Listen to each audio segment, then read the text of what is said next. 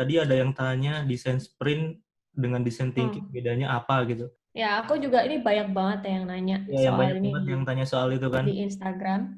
Design thinking itu dia semacam mindset, semacam apa ya? Dia umbrella-nya. Dan design sprint itu adalah framework atau tools untuk bisa mengaplikasikan design thinking. Nah, kalau tadi design thinking itu kan tadi yang proses yang tadi Dinda kasih lihat itu ada 5 steps itu. Kalau design sprint itu lebih ke framework dari Google, problem solving, yang dalam waktu 3 sampai 5 hari. Fungsinya juga untuk kolaborasi. Jadi misalnya ada sebuah masalah, ada sebuah problem dan butuh kolaborasi dari beberapa departemen gitu. Misalnya ada desain, ada marketing, ada IT, ada bisnis gitu. Itu mereka semua di situ berdiskusi untuk problem solving menggunakan metode design thinking. Gitu. Jadi design sprint itu adalah framework untuk solve the problem dalam waktu 3 sampai 5 hari, dan design thinking adalah metode besarnya atau mindset-nya gitu. Jadi kayak design sprint itu lebih ke praktikal ya. Lebih ke praktikalnya, lebih ke Kayak workshop sih, kalau semacam design workshop. thinking kayak lebih ke metodologinya, kayak Metodologi, step betul. by step-nya. Nah, ini juga ada pertanyaan gimana caranya memilih masalah, mencari masalah gitu untuk membuat study case gitu. Oke, kalau nyari masalah jujur aja, sebagai pemula di UX itu emang paling susah tuh nyari masalah gitu. Tapi sebenarnya dari mentor-mentor yang udah aku pernah pelajarin itu selalu nyaranin coba aja lihat masalah yang ada di sekitar gitu. Pernah dengar keluhan apa gitu, dan yang untuk studi kasus yang konsep mengelola stres ini juga aku base-nya juga dari teman-teman kantorku yang aduh kok gara-gara corona gue jadi auranya negatif banget ya tiap hari, kayak parnoan dan segala macam gitu. Dan akhirnya emang lu kayak gimana cara ngadepinnya, dan akhirnya muncullah masalah itu gitu. Jadi emang coba lebih diperhatiin ke sekitar aja sih, atau mungkin bisa juga nyari masalah kalau misalnya kita mau redesign suatu aplikasi.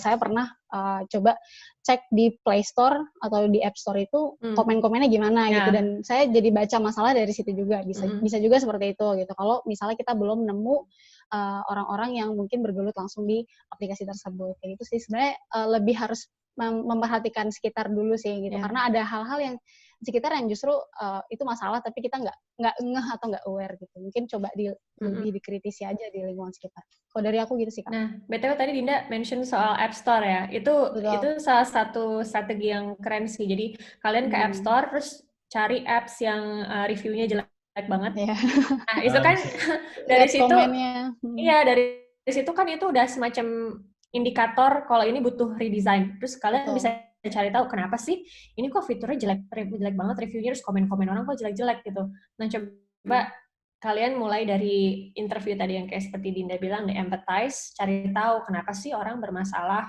Jadi, nah ini ada yang bilang nih apps pemerintahan biasa jelek. Nah, itu cocok banget tuh, itu bisa jadi permulaan. Itu bisa jadi study case juga itu. Betul. Iya. Gitu. Jadi kalian bisa mulai dari redesign dari yang jelek-jelek itu atau reviewnya jelek, dan yang kedua bisa juga dari nol, start from scratch. Nah, sebenarnya project Dinda ini studi kasusnya tuh bisa kedua hal itu, bisa redesign ala dokter ya tadi, atau bisa juga start from scratch. Kak, gimana meyakinkan stakeholder tentang pentingnya research dan validasi ke user? Karena selama ini susah buat meyakinkan mereka, jadi selama ini desain selalu based on perspektif bisnis, dan saya gitu sih, Kak. Ya, aku bisa jawab ya. Ini sebenarnya pas banget, ini pertanyaan ini tuh pas banget buat aku, karena aku tuh udah 3 tahun aku kerja di Flixbus, itu aku kerjaannya itu mengadvokasi user research, karena awalnya di Flixbus itu nggak ada yang namanya user research, jadi aku datang itu sebagai desainer, terus kok ngelihat kok orang-orang nyuruh gua ngedesain buat dibikin bagus doang gitu, jadi mereka udah ada solusi gitu, Lucky ini gua ada solusi ini nih, tolong dong dibagusin desainnya. Terus kok gitu? Aku kan di sini sebagai desainer, aku seorang problem solver gitu. Dari mana kita tahu ini solusinya tepat atau enggak gitu. Jadi dari situlah aku mulai, oke, kita bikin aja deh user research. Jadi aku awalnya nih gimana cara meng-convince stakeholders itu adalah aku bikin aja user testing sendiri gitu. Bikin dites ke awalnya ke employee dulu, orang-orang kantor yang mereka tapi bukan dari IT ya, dari departemen lain yang nggak ada pengalaman sama sekali, nggak ada bias nggak ada bias tentang si fitur-fitur tertentu gitu, biasanya HR atau ya bagian lain gitu.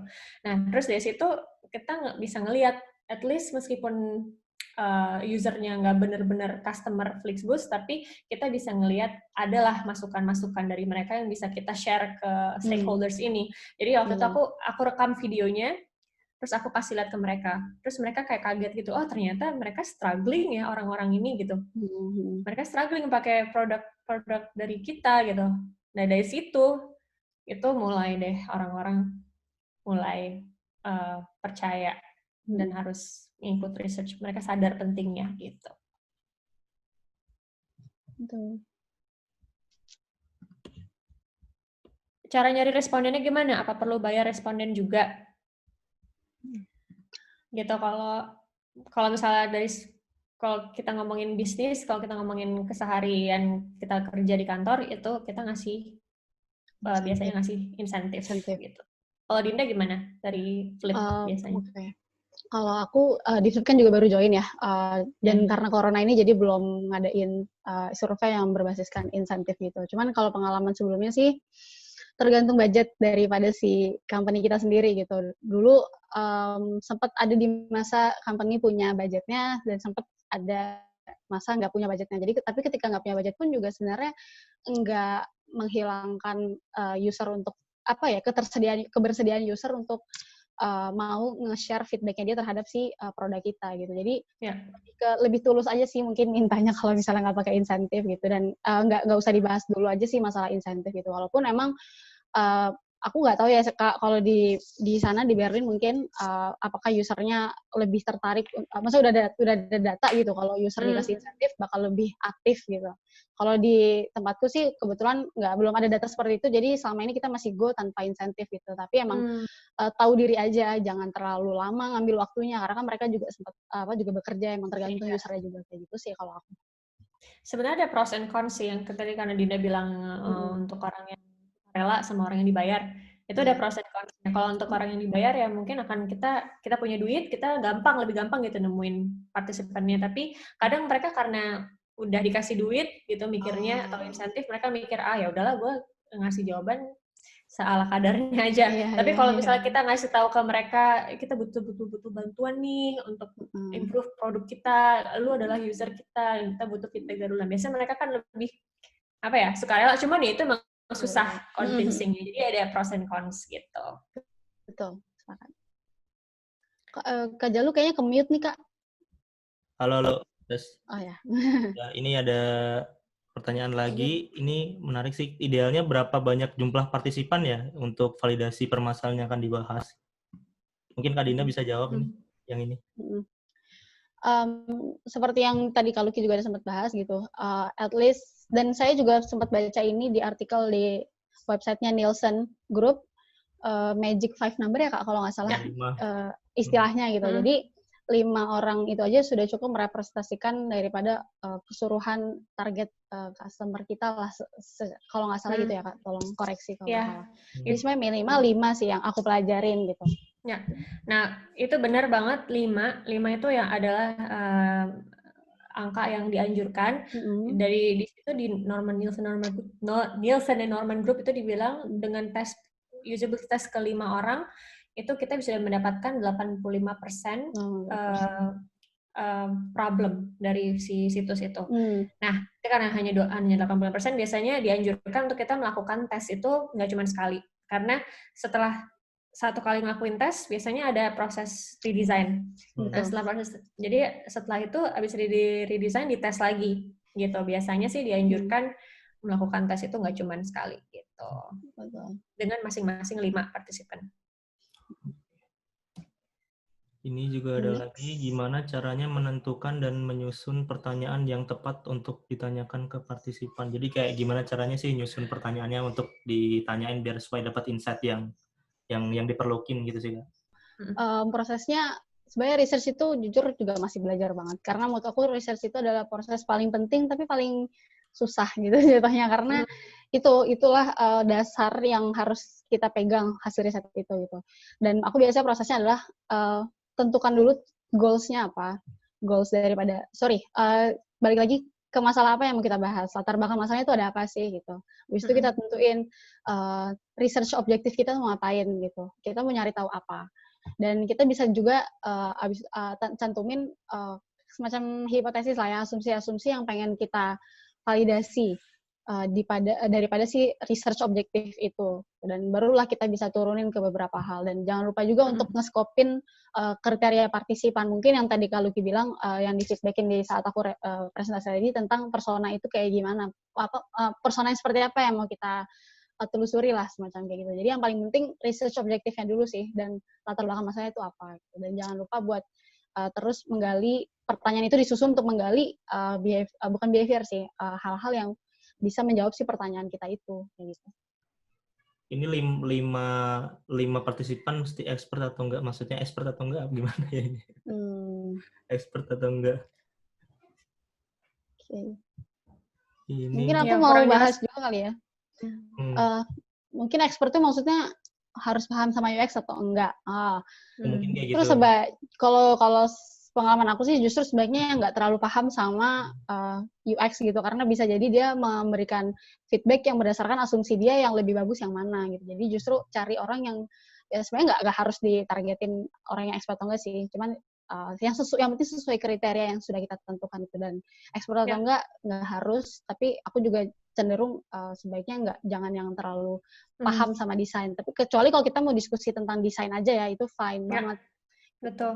Okay. Dari pengalaman aku juga, kalau misalnya nge-recruit orang-orang dari agency, aku nge-exclude orang-orang yang dari IT sama desain. Karena pengalaman juga interview orang product manager, nah itu dia ngasih inputnya tuh udah langsung ke, oh ini bagusnya tuh mending gini. Jadi dia malah yang kayak ngedesain gitu, bukan ngasih masukan berdasarkan, dia istilahnya apa ya, power user ya, yang kalau orang-orang yang biasanya kan kayak ngasihnya kan kayak ngotot gitu kan, harusnya kayak gini, harusnya kayak gini, harusnya kayak gini. Iya, harusnya kayak gini. Jadi harus orang yang lebih apa ya di luar dari bidang itu. Okay. Tadi ada yang nanya, Dinda bikinnya berapa lama tuh studi kasusnya? Oh ya, tadi ada yang berapa? Berapa ya? Kira-kira aku biasanya riset tuh 2 hari karena ngerekrut dan menganalisis, terus mengerjakan segala macam wireframing sampai ke tahap fidelity prototype itu 2-3 hari. Jadi total aku ngerjain kemarin sih 5 hari sih, 5 hari. Tapi tergantung lagi ya, tergantung risetnya udah cukup atau belum gitu kan. Kalau kemarin sih emang pengen singkat aja. Kenapa? Sorry? Dan itu bikinnya di Medium. Soalnya nih ada yang nanya nih, kalau desain grafis kan portfolionya bisa diupload ke Dribbble atau Behance. Okay. Nah, untuk studi kasus tuh biasanya pakai apa biar bisa dilihat company? Pakai media apapun, yang penting existing kamu di dunia maya atau di platform-platform tersebut kan banyak banget ya. Mau Dribbble, mau Behance, mau Pinterest, mau untuk Instagram, terus untuk Medium, itu bisa aja semuanya sih Kak. Tapi kalau aku biasanya emang pertama kali kemarin juga nyobain di Medium gitu, tapi biasanya aku kemarin bikin ala-ala website gitu, pakai Marvel, jadi pakai prototyping website portofolio aku sendiri kayak gitu sih. Jadi untuk medianya emang bisa Medium ataupun Behance yang bisa ngarahin semua kasus itu. Mungkin dari Kak Luki ada tambahan? Sebenarnya kalau Behance dan Medium itu mungkin lebih kayak ngasih tahu mengekspos diri kita ke dunia luar ya. Jadi orang bisa lihat tanpa harus yang mau interview aja.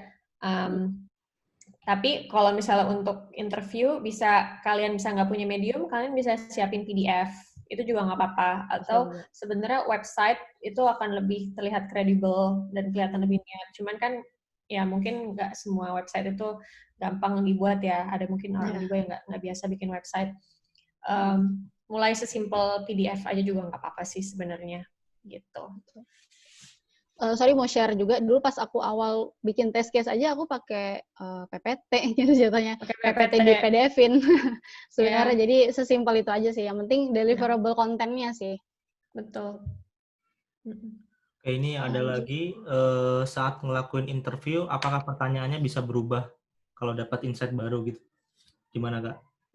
Jadi pas misalkan kita interview gitu kan, kita udah nyiapin pertanyaannya, terus kita nanyain, tiba-tiba ada insight baru nih.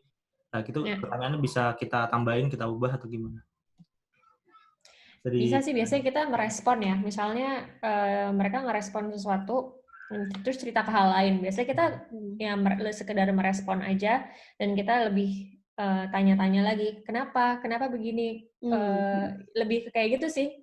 Tapi tetap pertanyaan yang basicnya, yang utamanya tetap harus ada gitu. Tetap harus. Kadang-kadang memang kalau misalnya ternyata kita ngelakuin riset itu kan kadang cepet banget gitu, bikin dokumennya, terus pas lagi presentasi, ada yang kurang nih. Nah, itu sebenarnya bisa ditambahin juga. Gitu. Betul. Soalnya ternyata ada insight yang menarik, bagus untuk dipertimbangkan, ya. Untuk next interview-nya kita bisa nambahin pertanyaan itu. Betul. Tadi juga ada yang tanya itu gimana caranya ngimplementasi user research di dalam agile development gitu. Misalkan dia kayak mungkin user research satu-satunya gitu di perusahaan gitu kan, dia pengen coba gitu. Atau memang dia bukan user research atau mau UX designer atau UI designer, dia pengen itu. Tapi berkaitan sama yang tadi kayaknya ya Kak. Yang itu jawabannya bisa panjang lebar, bisa seharian. Tapi itu panjang lebar sih. Ngomongin agile, research dalam agile itu bisa sesi berikutnya aja kali ya, karena nggak akan cukup, kasihan pertanyaan yang lain. Keterbatasan waktu banyak banget. Tapi tadi udah dijawab ya, tadi yang research itu kita ngasih lihat value-nya, biar mereka bisa mau mengadopsinya. Ini menarik sih, karena banyak jadi dia tanyain, karena banyak banget yang metode yang ada gitu kan, cara gimana milih metodenya tuh gimana sih yang tepat gitu kan. Jadi gitu kan. Misalkan kalau kita kan ada kualitatif, kuantitatif, terus kalau behavioral, attitudinal, itu gimana cara milih yang tepat ya, misalkan kayak gitu. Ini pertanyaan. Metode research atau metode problem solving?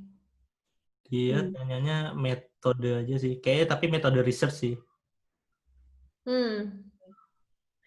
Ya, itu juga panjang. Gimana ya? Jadi metode itu kan tadi balik lagi ada kualitatif dan kuantitatif. Itu bisa dimulai dari salah satunya.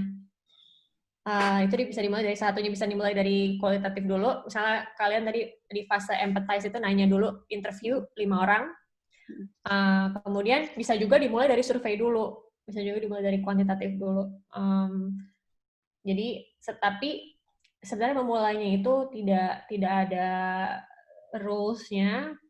Yang penting keduanya itu bisa saling melengkapi gitu. Dan metode kualitatif itu kan macam-macam juga ya, ada usability test, ada user interview, ada focus group, ada card sorting, ada tree test. Wah, itu banyak banget. Ada information, tree test itu buat lebih ke information architecture. Jadi kalau misalnya tree test itu lebih dipakai kalau misalnya kalian mau membuat sebuah navigation, nah itu pakai tree test atau card sorting. Kalau usability test itu untuk mengetes seberapa useful atau seberapa usable solusi yang kamu buat, apakah itu useful. Ya, jadi itu aja sih. Mungkin in a nutshell kayak gitu, cuman mungkin nanti bisa dibahas lebih detailnya lagi. Panjang soalnya. Panjang. Ini ada masukan nih, kayaknya better pakai Slido buat next webinar. Pertanyaan bisa otomatis ke filter. Ya sih. Ya, kita nggak expect juga sebenarnya pertanyaannya kan sebanyak ini. Jadi mohon maaf kalau ada yang belum terjawab. Ada yang belum bisa terjawab, mohon maaf banget. Double diamond tuh ada yang nanya tuh katanya. Apa tuh pertanyaannya double diamond? Tadi aku baca kayaknya bedanya double diamond sama design thinking deh. Sama aja sebenarnya. Double diamond sama design thinking itu sama aja. Kayak jadi double diamond itu kan lebih kayak ada yang convergent sama divergent, itu lebih kayak proses berpikir kita, proses problem solving. Convergent itu yang awalnya kita mengerti, mendefinisikan sebuah masalah. Convergent itu lebih gimana kita mengkerucutkan hasil dari masalah tersebut dalam sebuah solusi. Tapi prosesnya sama dengan design thinking gitu. Jadi sama-sama proses design thinking juga ya, Kak? Sama-sama proses design thinking berarti ya. Paper sketch itu apakah tolong dibantu jelasin, dan persona itu apa, kemudian tools yang bisa diperlakukan untuk studi kasus seperti tadi itu apa aja. Mungkin untuk yang paper sketch dan persona dari Kaluki kali ya. Aku jawab dulu ya. Paper sketch itu jadi lebih ke kayak tadi Dinda bikin si wireframes itu dalam bentuk Miro, dalam bentuk digital, tapi ini lebih ke kalian sketching di kertas. Jadi kayak misalnya gambar kayak beberapa HP. screen gitu, ya gambar screen kayak gini misalnya. Terus kalian di situ gambarin aja kira-kira sketch solusinya seperti apa. Terus setelah itu nanti kalau aku sih bikin kayak ada frame handphone gitu, pakai dari kardus, aku bikin frame-nya gitu. Terus abis itu aku masukin ke situ si kertasnya ini. Jadi orang-orang yang aku tes tuh dia bisa pencet-pencet di kertas itu. Atau kayak tadi Dinda gimana? Coba cari artikel tentang virus COVID corona gitu. Terus nanti kamu udah siapin kayak wireframing itu, terus mereka nanti klik di situ. Oh, oke. Klik di sini, terus pindah screen-nya aku ganti kertasnya kayak gitu. Lebih manual tapi sangat cepat sih kalau misalnya kalian nggak punya tools, nggak punya skill untuk tool. Betul. Ya. Nah, kalau persona itu adalah dia adalah representasi dari target group. Yang tadi contohnya dari Dinda itu lebih ke tadi siapa aja sih orang-orang yang mengalami problem saat yang mengalami stres saat melihat news tentang COVID, siapa aja sih mereka? Jadi misalnya orang-orangnya tuh yang aktif ngikutin pemberitaan kan, terus yang kedua mereka juga suka pakai situs telemedis online. Terus mereka umurnya sekitar 20-30, terus mereka misalnya student atau mereka ibu rumah tangga, itu siapa sih yang paling kena dampak dari problem itu gitu. Kalian bisa profiling 2-3 orang gitu. Itu maksudnya persona. Jadi kita bisa tahu siapa sih yang gimana kita bisa bikin solusi yang bisa solve problem orang-orang ini gitu. Oke. Semoga kejawab ya. Tadi ada satu lagi Dinda belum jawab ya. Kemudian tools yang diperlukan untuk studi kasus. Oke. Tools yang diperlukan studi kasus banyak sih. Kalian bisa cari aja di internet, ada yang namanya, tadi aku pakai Miro buat affinity diagram tersebut.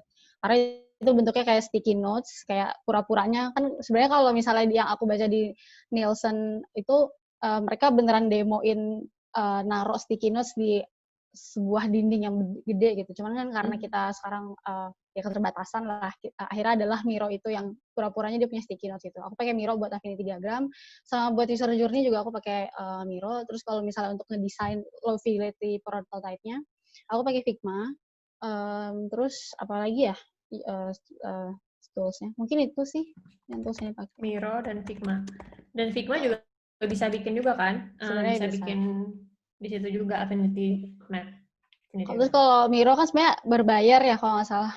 Kalau mau lebih dari sekian project gitu. Bisa juga pakai Whimsical, WHIM, aku tulis kali ya. Whimsical.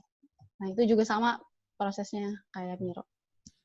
Gitu sih untuk toolsnya. Tapi sebenarnya benar kata kalau kita nggak usah terlalu peduliin tools, paper sama pen aja udah cukup gitu. Ya, yang penting bisa ke deliver lah. Betul, sepakat. Bisa dilaksanakan lah studi kasusnya juga. Jadi jangan terlalu peduliin tools-nya. Oke. Gimana? Grateful banget. Ini kita udah belajar banyak banget sih hari ini. Terutama aku juga belajar. Ini apa next question? Luki? Udah sih kayaknya ya. Teman-teman kita udah make sure kita copy paste, udah di copy paste kan Jalu ya pertanyaannya. Ya, kayak pertanyaan ini kayaknya udah kita pertanyaan-pertanyaannya udah kita simpen dan akan kita review. Kita akan lanjut mungkin ya Q&A-nya di Instagram atau di nanti juga bisa di YouTube. Atau nanti bisa dibikin konten juga kan Kak? Betul, bisa jadiin konten bikin konten.